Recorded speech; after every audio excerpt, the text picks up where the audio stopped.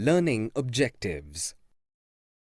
After completing this module, learners will be able to discuss the emergence of nationalism, explain the making of the nation, describe the growth of mass nationalism, highlight the advent of Gandhi, enlist the various national movements, recall the happenings of 1922 to 1929. The emergence of nationalism. The knowledge of being Indian and that its resources and systems were meant for Indians marked the trace in nature and role of British in India. The political associations came into being in the 1870s and 1880s. Pune Sarvajanik Sabha and many such associations functioned in specific parts of country, and their goals were stated as the goals of all the people of India. In 1878, the Arms Act was passed, disallowing Indians from possessing arms. The Vernacular Act was also passed in 1878, which allowed the government to seize the assets of newspapers, including their printing presses, if the newspapers published anything objectionable. In 1883, Lord Ripon's law member, Sir Courtenay Ilbert, introduced a bill called Ilbert Bill. The bill provided the trial of British and European persons by Indians and provided equality between British and Indian judges in the country. The bill caused widespread agitation among the whites, who strongly opposed the bill and forced the government to withdraw it. The Indian National Congress was established in 1885. It included 72 delegates from different parts of the country, which included leaders like Dadabhai Nauroji, W.C. Banerjee, Surendranath Banerjee, Romesh Chandra Dutt, S. Subramania Iyer, Firoz Shah Mehta, and Baharuddin Tyabji. A nation in the making. In the first 20 years, Congress was moderate in its aims and methods. The Congress demanded a greater voice for Indians in the government and in administration. It also demanded the separation of judiciary from the executive, the repeal of Arms Act and freedom of speech and expression.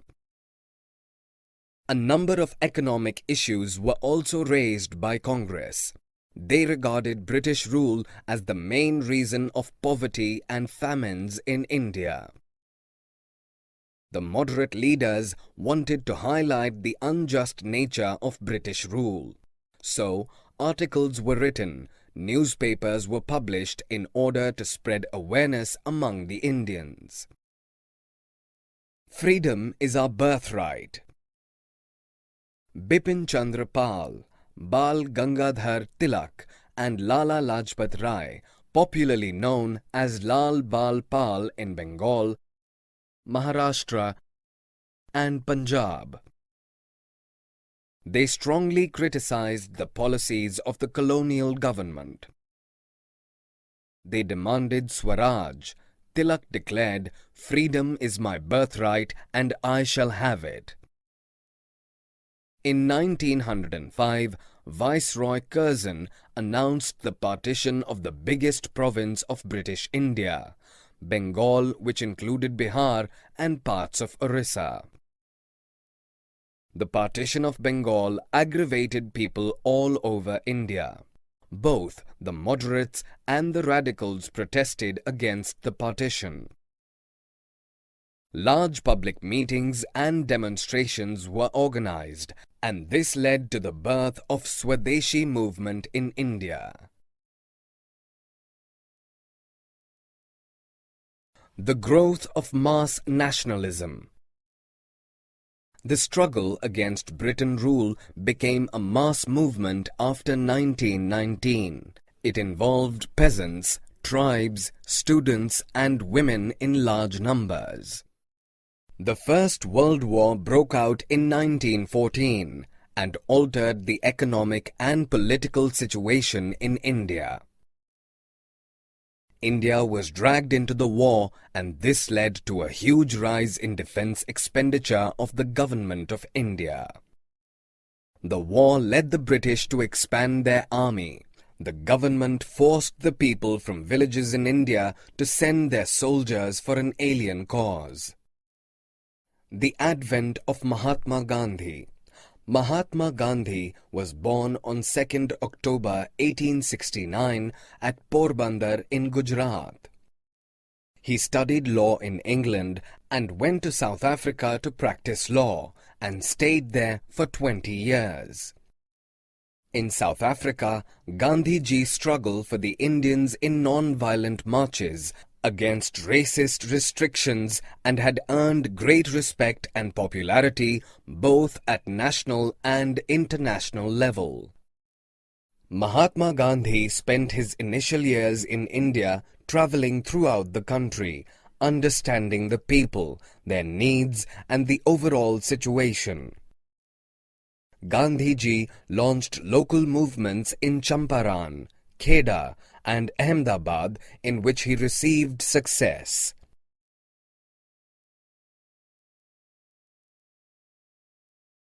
The Rolat Satyagraha. In 1919, the government passed the Rolat Act and empowered the provincial government to search any place and arrest any person whom it suspected without a warrant. Gandhiji launched a satyagraha against the Rolat Act. Mahatma Gandhi and Muhammad Ali Jinnah criticized the act as devilish and tyrannical. In April 1919, a nationwide strike was launched and the government used brutal measures to suppress them.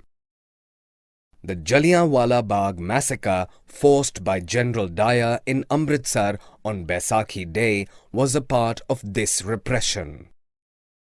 Khilafat agitation and the non-cooperation movement. In 1920, a strict treaty was imposed on the Turkish Sultan or Khalifa by the British Empire, and the Sultan was deprived of his political powers and authority. The Caliphate movement was launched by Muhammad Ali and Shaukat Ali, who wished to initiate a full-fledged non-cooperation movement against the British under the leadership of Gandhiji and demanded Swaraj.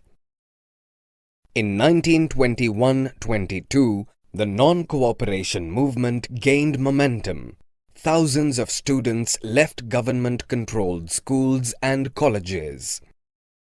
Many lawyers such as Motilal Nehru, C.R. Das, C. Rajagopalachari, and Asaf Ali gave up their practices. Titles given by British were surrendered and legislatures were boycotted.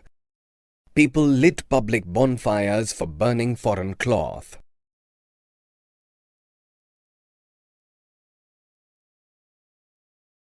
People's Initiatives and Mahatma. People's Initiatives. Non-violent campaign was organized in Kheda, Gujarat by Patidar peasants against the high revenue demand of the British. In Bengal, the Khilafat Non-Cooperation Alliance gave enormous communal unity and strength to the national movement. In Punjab, the Akali agitation of the Sikhs pursued to remove corrupt Mahants supported by the British from their Gurudwaras. In Andhra Pradesh, forest satyagraha was practiced by the poor peasants and tribals by sending cattle into forests for grazing without paying the fees. The People's Mahatma. Gandhiji was regarded as a Messiah by the people. He was someone who could help them overcome their misery and poverty. Gandhiji wanted to build a united class of people. He was against interclass conflicts. The happenings of 1922 to 1929. In February 1922, a crowd of peasants set fire to a police station in Chauri Chaura, because of which Gandhiji called off the non-cooperation movement. Chittaranjan Das and Motilal Nehru argued that the party should contest elections to the councils. In order to influence government policies, they needed to be a part of the council. Civil disobedience movement was launched in 1930 under the leadership of Gandhiji. The formation of the Rashtriya Swayamsevak Sangh (RSS) and the Communist Party of India were the two important developments of the mid-1920s. The Congress resolved to fight for Purna Swaraj in 1929 under the presidentship of Jawaharlal Nehru, and 26 January 1930 was observed as Independence Day all over the country. The March to Dandi. In 1930, Gandhiji started the march to break the salt law. According to this law, the state had the authority on the manufacture and sale of salt. Gandhiji and his followers marched from Sabarmati to the coastal town of Dandi, where they gathered natural salt found on the seashore and boiled seawater to produce salt. The combined struggles of the Indian people proved to be fruitful when the Government of India Act of 1935 prescribed provincial autonomy. In 1937, the government announced election to the provincial legislature. The Second World War broke out in September 1939. The Congress leaders were ready to support the British. They demanded the independence of India after the war. The British refused to fulfill this demand, as a result of which Congress ministers resigned in protest. Quit India movement, and later.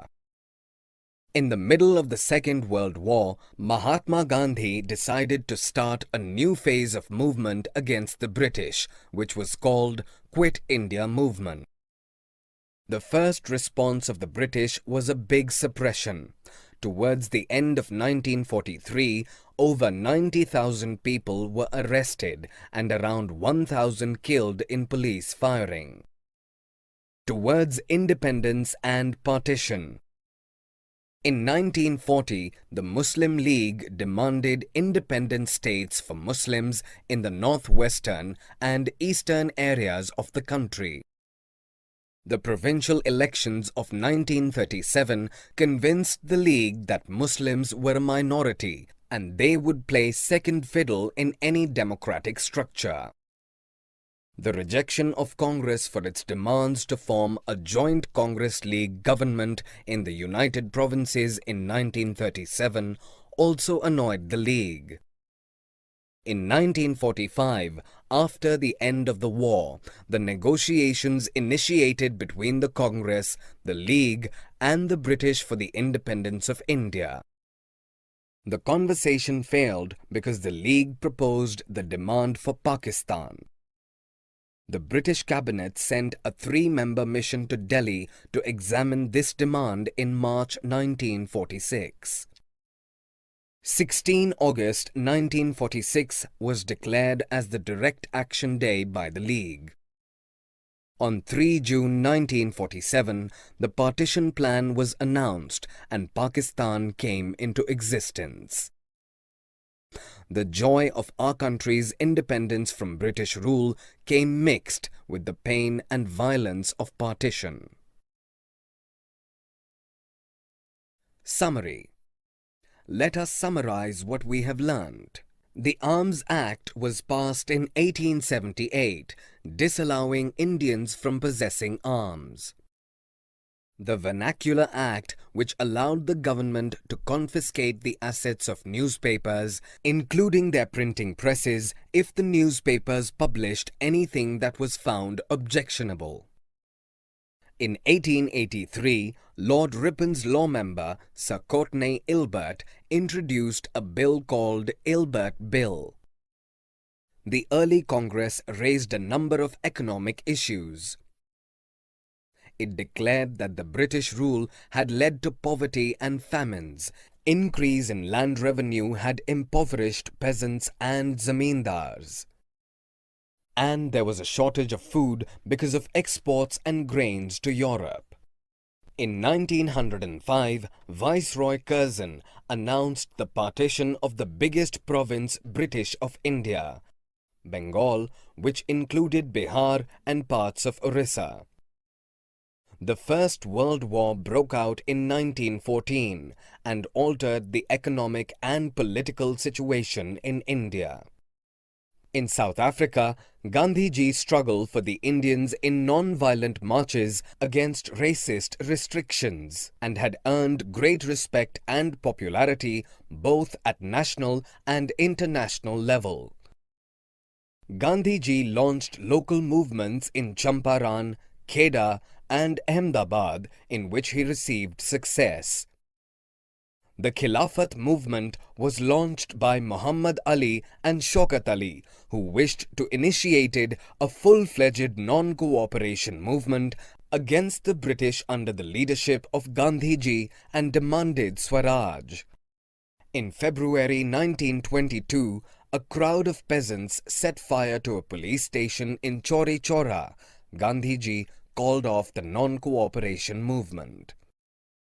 In 1930, Gandhiji started the march to break the salt law. According to this law, the state had a monopoly on the manufacture and sale of salt.